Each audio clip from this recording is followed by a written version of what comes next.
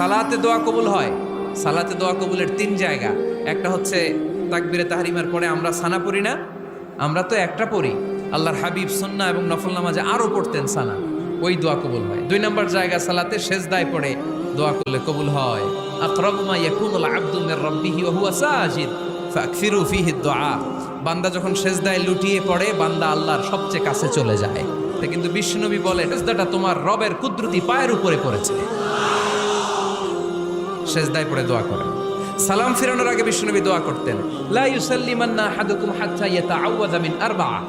আল্লাহর হাবিব বললেন, চার জিনিস থেকে পানাহ না আছে আমার কোন উম্মত যেন সালাম না ফিরায়। তারা যেন পড়ে, আল্লাহুম্মা ইন্নী আউযু বিকা মিন আযাবিল কবর, আউযু বিকা মিন আযাবি জাহান্নাম, আউযু বিকা মিন ফিতনাতিল মাহইয়া ওয়াল মামাত, আউযু বিকা মিন ফিতনাতিল মাসিহিদ দাজ্জাল।